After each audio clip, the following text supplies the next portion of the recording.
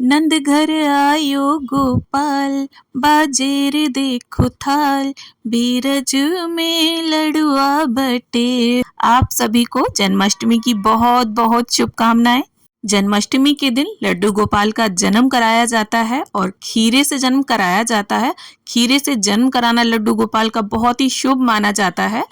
तो जिनके लड्डू गोपाल साइज में छोटे होते हैं वो तो खीरे के अंदर काट कर खीरे को उनको लिटाकर उनका जन्म करा देते हैं, और जिनके लड्डू गोपाल बड़े साइज के होते हैं तो वो इस विधि से लड्डू गोपाल का जन्म करा सकते हैं। इसके लिए देखिए हमें कुछ फूल चाहिए होंगे। फूल आप किसी भी तरह के ले लें, जो भी फूल आपको मिल जाए वो सारे फूल ले लें। और एक हमें खीरा चाहिए होगा, तो डंठल वाला खीरा आपको लेना है, इस बात का आप ध्यान रखें। और जन्माष्टमी के टाइम पे डंठल वाले खीरे आराम से मिल जाएंगे आपको। और इसके बाद देखिए हमें एक सिक्का चाहिए होगा, तो यहाँ पर मैंने चांदी का सिक्का लिया है, आप नॉर्मल सिक्का भी ले सकते हैं। अब इसके बाद देखिए हमें एक टोकरी या आप थाली भी ले सकते हैं। और यहाँ पर मैंने बांस की टोकरी ली है, क्योंकि बांस जो होता है वो हमारे में बहुत शुभ माना जाता है।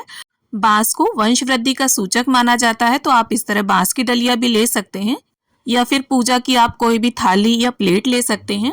और जो भी देखिए पात्र आप ले रहे हैं अच्छे से साफ कर लें, गंगा जल छिड़क लें। और देखिए अगर आप लड्डू गोपाल की सेवा करना चाहते हैं तो जन्माष्टमी का जो दिन है वो बहुत ही शुभ होता है। इस दिन आप लड्डू गोपाल को अपने घर पर लेकर आ सकते हैं। अब देखिए इस प्रकार से इस डलिया को हमें लेना है, और इसके नीचे पहले एक सॉफ्ट सा गद्दा मैं बिछा रही हूँ। अगर आप चाहें तो डायरेक्ट फूल भी बिछा सकते हैं, लेकिन मैं यहाँ पर गद्दा बिछा लूंगी सॉफ्ट सा, जिससे लड्डू गोपाल को चुभे ना ये डलिया। अब इसके बाद फूल डालते हुए फूलों का बिस्तर जैसा बना लें। और देखिए ये जो जन्म की प्रक्रिया है ये हर साल की जाती है, लेकिन ये जो विधि है ये हमें करनी कब है? तो देखिए जन्माष्टमी के दिन सुबह जैसे आप नॉर्मल पूजा करते हैं लड्डू गोपाल की वैसे ही कर लें, और शाम के समय जब सूर्यास्त होगा करीब 7 सवा 7 के आसपास, उसके बाद हमें ये प्रक्रिया करनी है। तो इस तरह से अच्छे से लड्डू गोपाल को इन फूलों पर हम लिटा देंगे, और लड्डू गोपाल को ऊपर से भी फूलों से हमें कवर करना होगा, बिल्कुल भी दिखाई नहीं देने चाहिए लड्डू गोपाल। तो फूल और फूलों की महक लड्डू गोपाल को बहुत प्रिय है, और उन्हें शीतलता भी मिलेगी फूलों से। तो देखिए कई लोग जन्म की प्रक्रिया हर वर्ष करते हैं और कई लोग जन्म की प्रक्रिया नहीं करते हैं। तो देखिए इस तरह से हमने अच्छे से फूलों से कवर कर दिया है लड्डू गोपाल को। अब देखिए इसके बाद हमें एक तुलसी दल जरूर रख देना है, इसी टोकरी के ऊपर ही आप तुलसी दल इस तरह से रख दें। और जो खीरा और सिक्का है उसे भी हम यहीं समीप ही रख देंगे। अगर आपकी टोकरी या थाली बड़ी है तो आप उसी के अंदर इस खीरे को और सिक्के को रख सकते हैं। अब इसके बाद रात 12 बजे से पहले, जब तक लड्डू गोपाल का जन्म ना हो जाए उससे पहले हमें इस डलिया को बिल्कुल भी छेड़ना नहीं है। और जैसे ही मंदिरों से घंटे और घड़ियाल की आवाज आने लगे, शंख की आवाज आने लगे, और टीवी पर भी पता चल जाता है कि श्री कृष्ण जी का जन्म हो चुका है, उसके बाद हमें इस प्रकार से देखिए ताली बजाई जाती है और घंटी बजाई जाती है, शंख बजाया जाता है।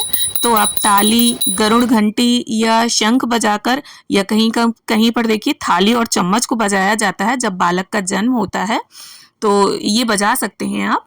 और इसके बाद जो हमने फूल रखे थे वो सारे फूल हम हटा लेंगे, और ये जो फूल हैं ये आप डेकोरेशन में यूज कर सकते हैं, जन्माष्टमी के डेकोरेशन में इन्हें यूज कर लें।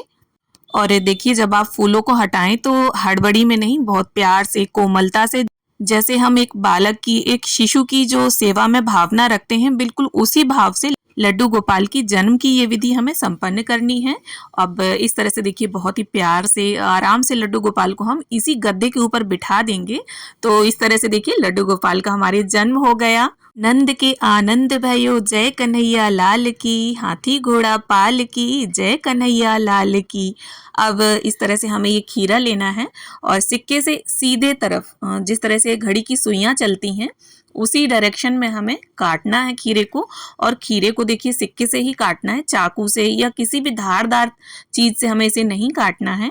और जब खीरे से इस डंठल को अलग किया जाता है तो इस प्रक्रिया को देखिए नाल छेदन या नाभि छेदन बोला जाता है।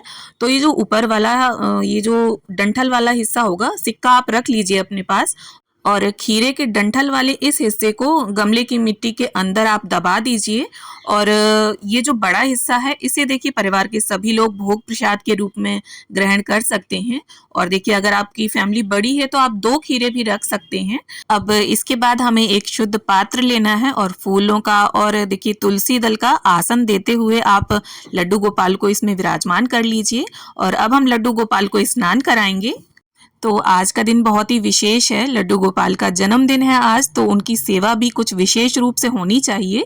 तो यहाँ पर देखिए मैं पंचामृत स्नान कराऊंगी लड्डू गोपाल को। जन्माष्टमी के दिन आप भी लड्डू गोपाल की विशेष सेवा जरूर कीजिए। और पंचामृत में यहाँ देखिए दूध, दही, गाय का घी है मेरे पास तो मैंने वो ले लिया है, शहद और चीनी ले ली है मैंने। ये 5 चीज़ें होती हैं, इन्हें आप देखिए आपस में मिक्स भी कर सकते हैं।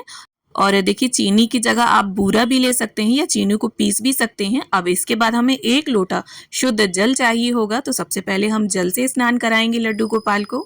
देखिए लड्डू गोपाल पास से आप देख सकते हैं कितने प्यारे लग रहे हैं। अब इसके बाद दूध से स्नान करा लेंगे हम लड्डू गोपाल को। इसके बाद दही से, फिर घी से, फिर शहद से, फिर चीनी से। तो इस तरह 5 चीज़ों से हम पंचामृत अभिषेक कर लेंगे लड्डू गोपाल का। तो देखिए जब आप लड्डू गोपाल को फूलों की डलिया में बिस्तर बनाकर सुला दें, उसके बाद 12 बजे तक का जो जन्म का और सुलाने का बीच का जो समय होता है, उस समय में आप जाएं मंदिरों में जो झांकियां सजी होती हैं लड्डू गोपाल की, वहां जाकर दर्शन करें। और सच में जो झांकियां होती हैं इतनी सुंदर सुंदर होती हैं कि उन झांकियों को देखकर और लड्डू गोपाल की जो मोहिनी सूरत है उसे देखकर नजर हटाने का बिल्कुल भी मन नहीं करता। पर भीड़ इतनी होती है और दूसरे भी दर्शन कर सकें इसके लिए हटना ही पड़ता है। तो इस तरह से दही से स्नान कराने के बाद बहुत ही सॉफ्ट हाथों से मैंने लड्डू गोपाल को मल दिया है, जिससे लड्डू गोपाल हमारे एकदम चमक जाएं। अब देखिए सभी चीज़ों से स्नान कराने के बाद वापस शुद्ध जल से हम शुद्धोदक स्नान जरूर करवा लेंगे। और देखिए अच्छे से आप मल दें आप लड्डू गोपाल को, क्योंकि 5 चीज़ों से जिनसे हमने स्नान कराया है उनमें से कोई भी वस्तु लड्डू गोपाल पर लगी नहीं रहनी चाहिए, इससे हमें दोष लगता है। अब इसके बाद लड्डू गोपाल को उनके बाथिंग टब से उठा के हम एक सॉफ्ट से गद्दे में बिठा लेंगे। और ये जो पंचामृत है इसे देखिए आप प्रसाद के रूप में सभी लोग ग्रहण कर सकते हैं। इसके जो फूल हैं उन्हें आप हटा लीजिए और जो तुलसी डाली थी हमने उसे डाला रहने दीजिए। और अगर आपको ये जल ज़्यादा लगे तो थोड़ा प्रसाद रूप में सभी लोग ग्रहण कर लीजिए, बाकी का तुलसी के क्यारे में डाल दीजिए। और इसके बाद लड्डू गोपाल को आज के दिन नए वस्त्र भेंट करिए, नई बांसुरी, नया हार, नया मुकुट, कुल मिलाकर सारी चीज़ें आज के दिन लड्डू गोपाल को नई गिफ्ट करिए। और अच्छे से अंग पोषण करने के बाद उनका अच्छे प्रकार से श्रृंगार करिए। और फिर इसके बाद जन्माष्टमी की पूजा करिए, उन्हें भोग इत्यादि अर्पित कीजिए। और जन्माष्टमी की पूजा विधि की वीडियोस मेरे चैनल पर आपको मिल जाएंगी। और लड्डू गोपाल की जन्म की प्रक्रिया की ये वीडियो आप सभी को कैसी लगी कमेंट करके ज़रूर बताइएगा। तो फिर मिलते हैं एक नए वीडियो के साथ, तब तक के लिए हरे कृष्णा, राधे राधे।